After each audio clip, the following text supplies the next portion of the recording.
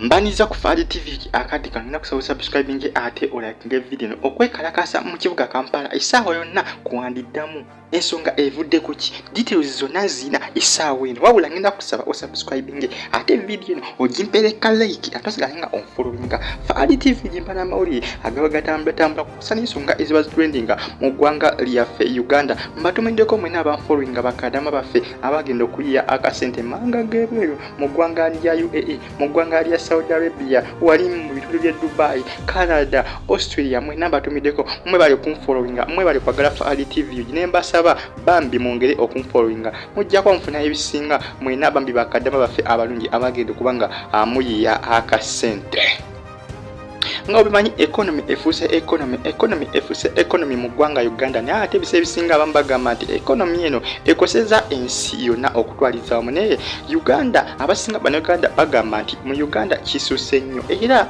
olunaku lwakumeka lunaku lwakutaano wiiki gitwakuba amabega Bannayuganda basuubiza okuteekawo economy shutdown oba okubanga tebaddamu kukola mirimu wadde era Bannayuganda basuubiza okutandika nnaku z'omwezi 25 naku ngenaku z'omwezi 25 bagenda kukolawo okwegugunga oba kuwandiise okwekalakasa okulaga gavumenti nti munnaye ekintu kitabuse sente tezikyalabika ebintu birinye amafuta galinye era police nawe yakitegedde olunaku olw'eggulu Amagye basuze bulindaala era bugenze okutya nga basazeeko dda eggwanga Uganda kossa ebitundu bya Kampala ebiwerako bano nga beemuluguludde ekibuga kyonna buli wamu nga obasangawo Amagye kossa n'abantu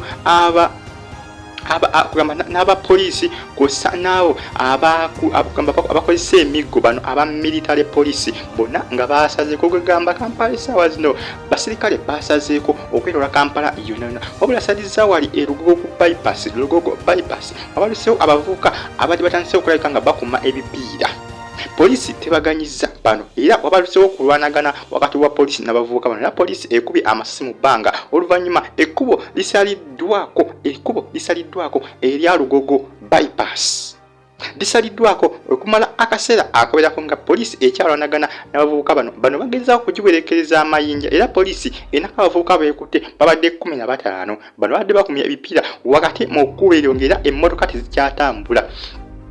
Essaawa zino wenjogera mu kibuga Kampala amaduuka agasinga gaggaddwa olw'abantu okuba nga batandise okweyaliikira nga bagamba wayinza okubawo ekiyinza okuddako ne kiggwawo ekiyinza okulabika nga kitwala obulamu bwabwe era basinga amaduuka bagagadde wenjogera kati essaawa zino mu kibuga Kampala abantu basinga amaduuka bagagadde kosa ne arcade eziwerako ezitunda ebintu okuli ebyamasannyalaze engoye kosa n'ebintu ebirala ebikozesebwa mu bulamu obwa bulijjo. Poliisi essaawa zino kosa n'amagye aga UPDF basazeeko dda okumpi ne Parliament olw'ensonga twabalise abavubuka badde bagala okulumba Parliament bagiteekere akaliro. Poliisi yasazeeko dda okumpi ne Parliament kwosa n'ebifo ebisinga ebya gavumenti omuli abakulu ab'enjawulo Parliament kwosa n'ebintu ebirala ebisinga ebiriraanye Parliament nga bitebe bya gavumenti abantu badde bagezaako kulabika nga babiteekera akaliro. Abavubuka badde 30 bano badde bakumya ebipiira mpola nga bagala kutandikira ku mmotoka ez'ababaka ba Parliament ezibadde wabweru nga gye baagala kutandikirako nga bagyokya olw'omuliro gulande kutuuke ne ku Parliament ne poliisi tebaganyiza ebaguddemu mangu era ng'era wano wabaluseewo era nawo okulwanagana. Poliisi esobodde okukwatako abavubuka 11 bano batwalibbwa ku poliisi ya CPS bitebye wabula poliisi oluvannyuma erwanaganya n'abaana abavubuka basigaddewo bano basobodde okutabanyika ne badduka ne bagenda ne babula. Poliisi oluvannyuma esazeeko ekifo kyonna ekya Parliament kwosa n'awali emmotoka zonna ez'ababaka kwosa n'ekkubo eriyita ebbali ku Parliament. Wennyogera kati saa zino mu kibuga Kampala tebannaba kutabukanya olw'ensonga nti kati amagye gongeddwamu kosa n'abajasi aba LDU basazeeko dda ekibuga Kampala mu Kisenyi gye bali bayitirivu sadiza wali ku ssaawa ya Queen gye bali bayitirivu kosa okugamba ebitundu byonna bisinga eby'eggwanga Uganda ndala mu kibuga Kampala ewakiseka gye bali bayitirivu olw'ensonga nti wakiseka we wasinga okuva ennyo obuvuyo era nga poliisi yasazeeko dda wenjogera akadde kano ngenda kusaba subscribing ate olakinga video okwekalakasa mu kibuga Kampala lwa bbeeyi ya bintu economy efuse economy nenga bagamba nti economy esazeeko ensi yonna era ne mu ggwanga lya Russia waluse jukira waliyoko olutalo waliyoko olutalo era poliisi essaawa zino mu ggwanga lya Russia bagezaako dda okulabika nga bakakanya olutalo lugenda maaso kubanga ensi egenda kwonooneka. Mu ggwanga lya Bungereza amafuta tegakyagulikako era abasinga mu ggwanga lya Bungereza amamotoka bagalese maka gaabwe, abasinga bakozesa bugaali olw'ensonga nti amafuta gabuze. Amafuta mu ggwanga lya Bungereza amafuta agaliyo agakyalabikako ga bbeeyi nnyo. Bagamba nti omuntu okufuna liita y'amafuta oyinza okugigula kati wa pawundi nga 50. Pawundi 50 ziba sente nnyingi nnyo. Liita emu, just imagine, pawundi 50. Sente ziyinza okuba almost nga emitwalo nga 18. Pawundi 5 gula liita y'amafuta. Ekiraga nti ate mu Bungereza kibi nnyo. Ensonga lwaki eggwanga lya Bungereza lyasazeewo gyoli likwataganye n'eggwanga lya Russia nga balaba we banagenda ku bya America bye bagamba nti batandike okuwalana eggwanga lya Russia kiyinza obutabakolera olw'ensonga nti amafuta ate gabuze bubi mu ggwanga lyabwe. Essaawa zino abantu abakozesa amafuta mu ggwanga lya Bungereza be bantu abagagga ababede abalina amaanyi mu gavumenti, abalina ebifo eby'amaanyi mu gavumenti, kw'osa abo abakola akasente ne kawera. Mu ggwanga lya Kenya essaawa zino amafuta gabaweddeko. Essaawa zino eggwanga lya Kenya amafuta ligajja bweru wa ggwanga, ligajja manga gafa ga Africa.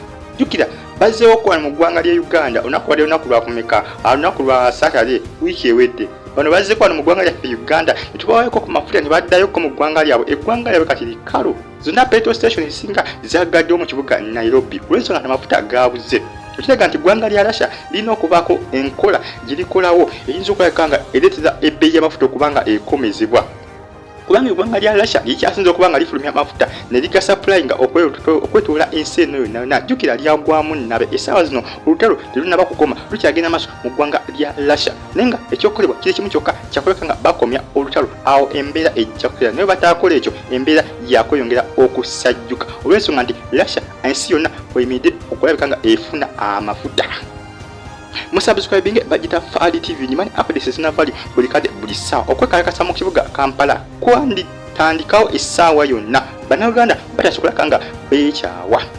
Naye nga si byangu nenda kusubscribinge ate sikalinga onfollowinga ojja kuba ofuna bisinga updates mba nazo buli kade buli ssaawa. Likinga comment section weri abakuteesa oba kyobula bire bulungi mweraba.